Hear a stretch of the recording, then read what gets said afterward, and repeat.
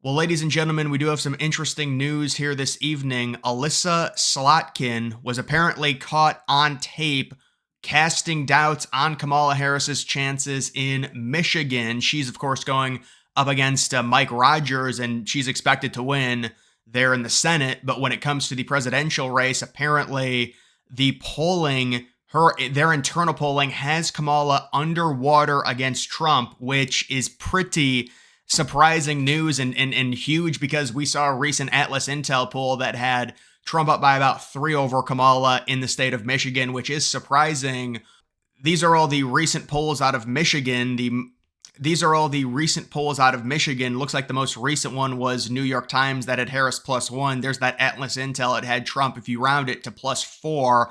The Bloomberg Harris +3. Bloomberg's been polling very left this cycle. Rasmussen had it as a tie. And then there's a few others. Listen, Harris has been leading this state basically the entire cycle since she came in. It's been a decisive 2 or 3 point lead. Now that's still within the margin. It's still a state that Trump can easily win. But when you're talking about the Rust Belt, when you're talking about Pennsylvania, Michigan, and Wisconsin, everyone's kind of said, well, Michigan's probably going to be the hardest one for Trump to win, although they all are very close. Well, this is an interesting thought that maybe the internal polls from some of these Democrats within the state of Michigan on the ground are reporting that the numbers are not looking good. And this is very bullish news for Trump because, again, if you think Michigan's the most liberal, maybe it is, maybe it's not. But based on that recent Atlas Intel poll we saw, with how good Atlas Intel does in terms of the general election, we'll see how well they are state to state. But this +4 maybe it's legitimate. And when it comes to how this affects other states, you would think it would be really good news for Pennsylvania. It would be really good news for Wisconsin. If he wins Michigan, especially if it's by like 2 or 3, he ain't losing Pennsylvania or Wisconsin, that's for sure. So, this news is amazing for Trump. And you look at the map when it comes to a state like, let's see, how do I have this? You look at the map when it comes to a state like Michigan. At this point, let's just say if Trump takes Michigan, I think for sure he would take Pennsylvania and Wisconsin. You could argue because they're so close, maybe Wisconsin still goes left, maybe Pennsylvania goes left. But in this scenario, we will be giving Trump the Rust Belt. At that point, this is Trump at 325.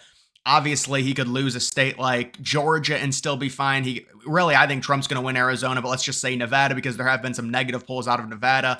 Let's just say, obviously, Virginia because he's not expected to win Virginia. And then let's also say North Carolina. So even in this scenario, Trump losing Nevada, losing Georgia, losing North Carolina, and still losing Minnesota and Virginia. And the reason this could be so big, if Michigan is a 2 or 3 point lead for Trump, we're feeling good about Wisconsin. We're feeling good about Pennsylvania. That's it right there. That's the Rust Belt. That's the entire election. You can give up North Carolina. You can give up Georgia. But you're still walking, as long as you take Arizona, which it seems like Trump is going to. It seems like it's going to be a relatively safe Trump win in Arizona. Could be around 3 or 4 points. You'll win the Rust Belt. There's no stress. We've been talking about Trump not relying on the Rust Belt. This is why it's interesting, this election cycle. It's the Republicans with multiple paths. Liberals really don't have that because they don't have a chance at Florida. If they had a chance at Florida, they would have multiple paths, but they don't. So with them, it really comes down to winning the Rust Belt, I feel like. If they lose the Rust Belt, they are done.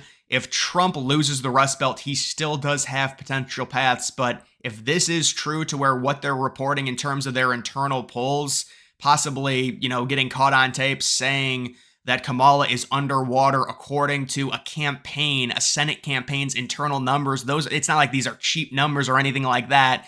And this goes along with what everyone has been saying when it comes to the Democrats. There's been this coyness and maybe don't look necessarily at the stuff that's being released to the public because the numbers are a little bit worse than what they're saying. At this point, Trump really doesn't need any type of polling error. When you look at the Real Clear Politics average, he's like down by 0.1 in Pennsylvania. He's up in like 3 of the swing states.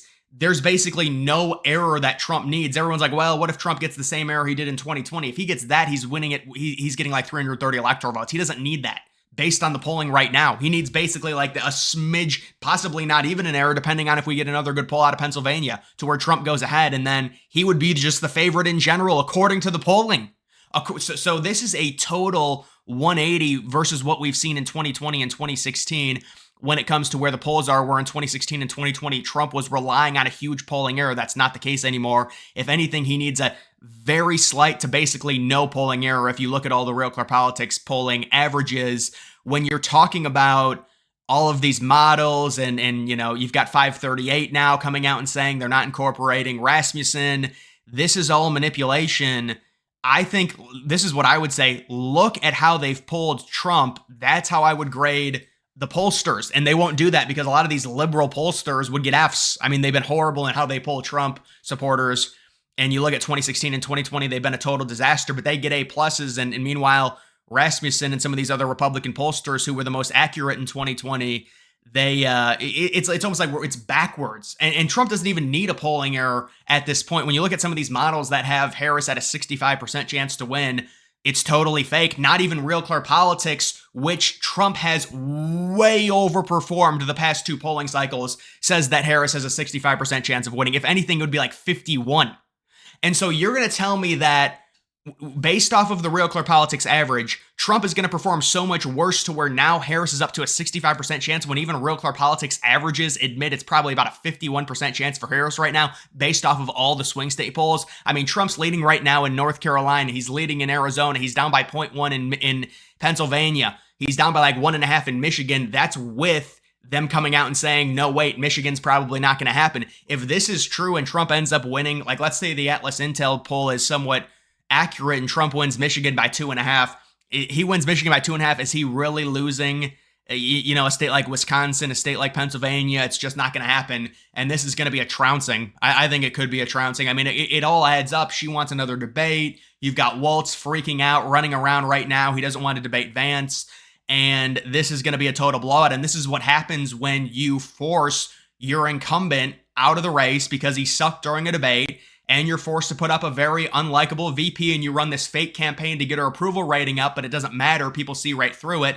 Independent people, they're not stupid. They realize this, and all of their polling momentum has completely stopped to the point where now even the polls where they're up in, you've got people within their campaign and they're admitting that, no, it's a big problem. She's down in Pennsylvania underwater, which would say, well, maybe it's not just 1 point. Maybe it is 3 or 4 points. When you're talking about underwater, you say something like that, it's a little bit more. But 1.4, I mean, that's with that crap Bloomberg stuff there. New York Times, that +1 is great for Trump. Great news for Trump. Again, look at this. Biden +5.2, Hillary +4.7. Trump outperformed both of those averages by about 4 to 5 points. Well, Biden, it was 3 points because he lost by 2. Hillary, he outperformed it by like about 5 points. So these are really good numbers for Trump.